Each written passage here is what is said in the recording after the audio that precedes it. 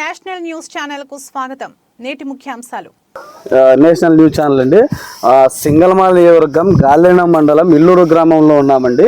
ఇల్లూరు గ్రామంలో సమస్య అంటే దళిత రైతు నాగన్ ఉన్నాడండి. వాళ్ళ తాత ముత్తాతల నుండి వాళ్ళకి వారసత్వంగా సంక్రమించిన భూమి వాళ్ళకి సంబంధం లేని వ్యక్తులతో సర్వే నెంబర్ 305లో వాళ్ళకి సంబంధం లేని వ్యక్తులతో వేరే సుధాకర్ అనే వ్యక్తి రిజిస్టర్ చేయించుకొని వాళ్ళకి ఎటువంటి సంబంధం లేదండి.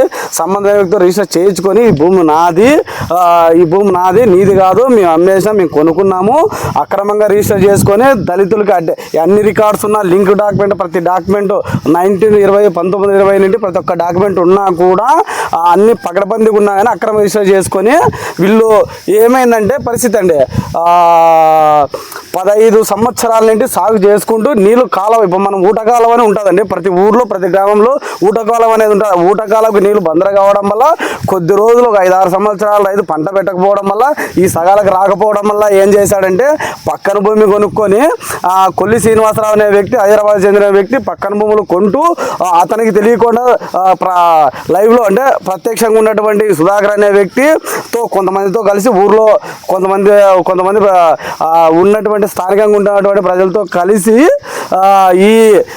ఇలా పక్కన చిన్న 24 సెంట్లు 30 సెంట్లు ఇట్లా ఉండే భూములన్నీ ఎక్కిస్తూ ఇవన్నీ కొనేది ఎకరా కొంటాడండి. పక్కన ఏదన్నా ఉంటే ఖాళీగా ఉందంటే వాళ్ళకి తెలియదంటే అట్లే దాంతోపాటు అది రిజిస్టర్ చేయించుకొని అట్లే ఆన్లైన్లో రికార్డులు నమోదు చేశాడండి. అదే విషయం మన సంబంధించిన దళిత రైతు నాగన్ ఉన్నాడు. వారి మాటల్లోనే విషయం తెలుసుకుందండి. చెప్పండి నాగన్న గారు, ఏం జరిగింది మీకు విషయము? కాదు, ఏం జరిగింది? 350 సర్వే నెంబర్ మీకు ఉన్నాయా? అంటే మీరే అమ్మారా లేకపోతే? మేమైతే అమ్మలేదు. మా ముత్తాతల నుంచి మాది భూమి ఊటకాలం బందర పడింది కాబట్టి నీళ్ళు రాకోకుంటే భూమి బందర పడింది 10,000 వంటి.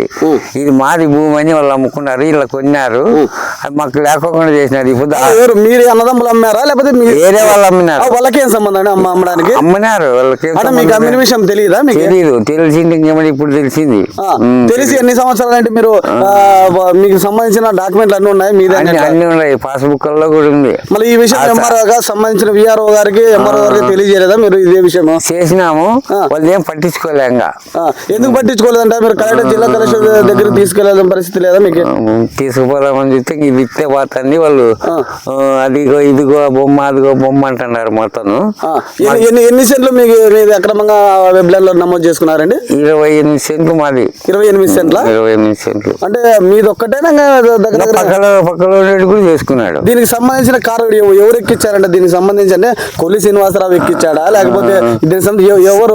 సుధాకర్ రెడ్డి అంతా చేసినాడు. అంటే ఈ కొల్లి శ్రీనివాసరావు ఓనర్ కి ఎటువంటి సంబంధం లేదా? ల్యాండ్ కొన్నాడు. అతనైతే ఎప్పుడు వచ్చినది లేదా కొల్లి శ్రీనివాసరావు అనే వ్యక్తి? ఇటుకైతే మేమైతే ఇంకా చూడలే ఇంతవరకు.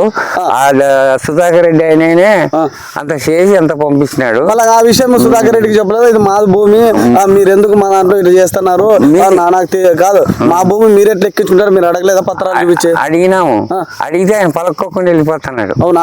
ఎంఆర్ఓ చెప్తే ఎంఆర్ఓ ఏమన్నది? ఎంఆర్ఓ గారు ఏమన్నారు? మీరు సంబంధించిన పత్రాలు చూస్తే ఏమన్నారు ఎంఆర్ఓ గారు? అర్జీ పెట్టుకొని అన్నారు, అర్జీ పెట్టినాము. అంటే ఏం అర్జీ అంటే మీకు న్యాయం చేస్తుందన్నారా లేకపోతే పరిష్కరిస్తామన్నారా? కోర్టుకు పోండి అంటాను. కోర్టుకు పోతే కాదండి, వాళ్ళదు ఇప్పుడు జరిగిండేది ఎంఆర్ ఆఫీస్ లో జరిగింది.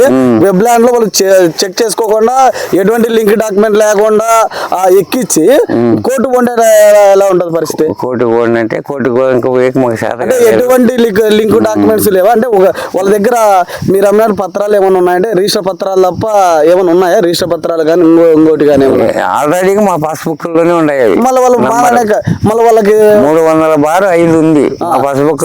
ఈ సుధాకర్ అనే వ్యక్తికి ఏమున్నాయి డాక్యుమెంట్స్? ఇది మా నాయన గారు 3 అన్నదమ్ములు వంటికి 8 సెంట్లు తీసుకుంటారు. ఆల్రెడీగా బుక్కల్లో ఉన్నాయి అవి.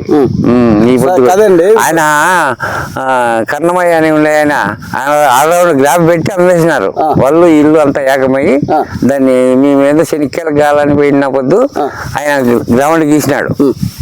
అది ఏం అట్లా గీసినామని అన్ని అడిగినా నేను. అంటే అది మీకు సంబంధించింది కాదు, మీకు ఏదో వాళ్ళది పొరపాటు ఉందో మీ దాంట్లో పడింది సర్వే నెంబర్ అన్నాడు. కాదు, మీరు ఎన్ని సంవత్సరాలు ఈ ల్యాండ్ కోసం పోరాడు బట్టి?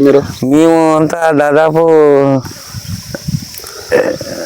ఎన్ని సంవత్సరాలు అయితే మూడు సంవత్సరాలు ఇప్పుడు సుధాకర్ రెడ్డికి ఏం పత్రాలు ఉన్నాయి భూమినాథ్ అనేది ఏమున్నాయి అతనికి? అతని దగ్గర ఏమున్నాయో మనకేం తెలిసి దొంగ చేపించుకున్నాడు. అంటే ఏం పత్రాలు ఉన్నాయి? ఏం పత్రాలు ఉన్నాయంటున్నాడు. ఏం పత్రాలు లేవు వాళ్ళ దగ్గర. ఈ భూమి అయితే ఆయనదా లేకపోతే మీదా? దానికి సంబంధించిన పత్రాలు ఏమన్నా ఇవ్వగలరా మాకు? మాకు మేము ఇస్తాం ఆల్రెడీ పాస్బుక్ లో ఉంది మాకు. ఆయన సంబంధించిన పత్రాలన్నీ మా దగ్గర ఉన్నాయి. ఆ సుధాకర్ రెడ్డికి ఏమన్నా పత్రాలు ఉంటే తీసుకురమ్మని మా దగ్గరికి. దానికి సంబంధించిన పత్రాలన్నీ మా దగ్గర ఉన్నాయి.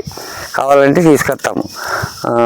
మహాప్రభు చెప్పండి మహాప్రభు అవన్నీ మాతో ఉన్నాయి. ఆయన దగ్గర ఏమన్నా ఉంటే తీసుకురమ్మాను. కలెక్టర్ దగ్గర కాకుండా ఎంఆర్ఓ దగ్గరికి వస్తాం మేము. మహాప్రభు మాకు న్యాయం చేయండి సార్ అంటేను. వాళ్ళకి మాకు దయచేసి మాకు పత్రాలు అన్నీ ఉన్నాయండి. దానికి సంబంధించిన మా తాత ముత్తాతలంటే పత్రాలు ఉన్నాయని ఆయన విన్నవిస్తున్నారు. దయచేసి మాకు న్యాయం చేయండి. మీకు కలెక్టర్ దగ్గర కాకుండా ఎంఆర్ఓ దగ్గరికి సంబంధించిన అధికారులకు సంబంధించిన పత్రాలు తెస్తాము. మాకు అన్ని రకాల అధికారాలు ఉన్నాయంటూ ఆయన వాపోతున్న పరిస్థితి, దళిత రైతులు వాపోతున్న పరిస్థితి. దయచేసి ఆయనకి